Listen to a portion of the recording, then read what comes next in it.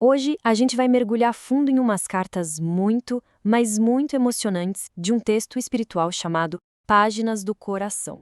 E para começar, vamos direto ao ponto com uma pergunta que, olha, acho que todo mundo já se fez em algum momento, né? Principalmente naqueles momentos de perda, de muita saudade. O material que a gente analisa hoje traz uma perspectiva bem única sobre essa questão. Ele se apresenta como um diálogo que continua, sabe? Uma troca de cartas que simplesmente ignora essa fronteira que a gente costuma chamar de vida e morte. O que essas cartas contam é a história de um amor que não acabou. Pelo contrário, ele parece ter encontrado um jeito novo e até mais profundo de continuar existindo, se recusando a ser limitado só pela separação física. Olha que forte isso! A irmã Candoca diz, com todas as letras, que o laço deles não só sobreviveu à partida dela, como ficou ainda mais forte. É como se a dor da perda tivesse, na verdade, se transformado numa certeza, na certeza de que a união deles é eterna. E um ponto central dessa comunicação toda é uma mudança completa de perspectiva sobre o porquê de estarmos aqui. A vida na Terra deixa de ser o destino final e passa a ser vista como uma etapa de aprendizado, basicamente, uma grande escola para o espírito. Então, o texto coloca lado a lado essas duas formas bem distintas de enxergar a vida e a morte, contrastando a visão materialista com a espiritual. E a mensagem é clara. A nossa perspectiva muda absolutamente tudo. É a diferença entre enxergar um ponto final ou enxergar uma transição. E olha que interessante como isso vira o jogo completamente, né? A perspectiva espiritual pega aquele medo do fim e transforma em esperança de que tudo continua. Pega a solidão e transforma na certeza de que a conexão nunca se quebra. É uma virada de chave total. E para essa transição, o texto usa uma imagem muito bonita. Não é um pôr do sol ou um fim de dia. É a chegada de uma nova aurora. É uma metáfora, claro, para um despertar, para uma consciência que se expande, onde as sombras da vida aqui na Terra dão lugar a uma luz completamente nova. Ok, se a vida é uma escola, como é que o texto explica aquela matéria que ninguém gosta, a mais difícil de todas? A dor, o sofrimento, como fica isso? Bem, em vez de enxergar a dor como algo que só destrói, a visão aqui é que ela constrói. É como se fosse uma ferramenta que vai lapidando a alma. As cartas chegam a chamar de sofrimentos santificadores, que seriam como um impulso para a gente evoluir, para ir mais alto. E as cartas descrevem isso como um processo, quase um passo a passo. A ideia é que toda vez que o coração da gente sangra de dor aqui na Terra, na verdade é uma chance de limpar o que não serve mais. Isso deixaria o espírito mais leve, mais preparado para voos mais altos, para essas esferas superiores de existência.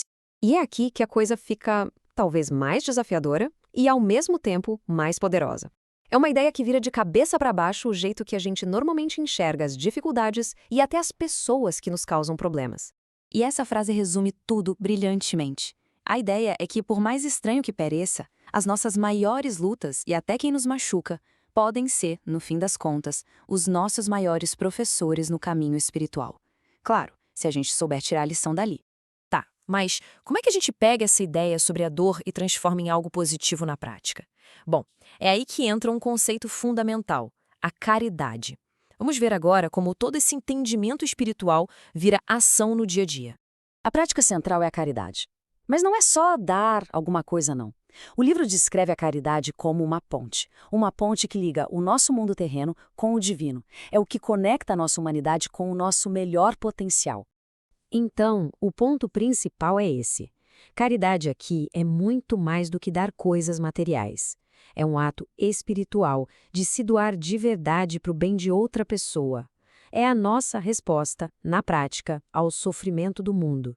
E, no fim das contas, é o jeito de construir a nossa própria felicidade. E para fechar, as cartas amarram tudo isso na história de amor da irmã Candoca e do Ricardo. A gente vê como toda essa filosofia se manifesta na prática, no relacionamento deles, mesmo com a separação física. A morte, então, não foi um fim, foi uma transformação no relacionamento deles. O que era uma companhia aqui na Terra virou uma parceria espiritual. O amor não morreu, sabe? Ele só mudou de endereço e ganhou uma nova função. Nessa passagem, ela explica qual é o papel dela agora. Ela é como um suporte invisível para ele. Não é só uma lembrança que ficou para trás, não. É uma presença ativa, uma força real que ajuda ele a enfrentar os desafios do dia a dia. E aqui ela deixa bem clara a nova dinâmica entre os dois. É uma colaboração perfeita. Ela é a inspiração, a ideia espiritual, e ele é a ação, a execução aqui no mundo. É como se ela fosse o pensamento e ele os braços que realizam. É exatamente o que essa frase diz. As duas almas se tornam uma só, com um único propósito. Isso mostra como, às vezes, a separação física pode, na verdade, criar uma união de almas ainda mais forte, mais cheia de significado. E por que isso é tão importante? Porque mostra que o amor deles não é só uma memória bonita, é uma força viva que continua trabalhando para o bem. E é esse trabalho que eles fazem juntos agora que está construindo o caminho para a união definitiva e eterna deles. E no final, a reflexão que fica dessas páginas é essa. E se o amor não for algo que a gente pede? E se for, na verdade, uma força que a gente continua construindo tijolo por tijolo, por toda a eternidade, talvez o amor seja a maior criação de todas, uma que nem a morte consegue parar.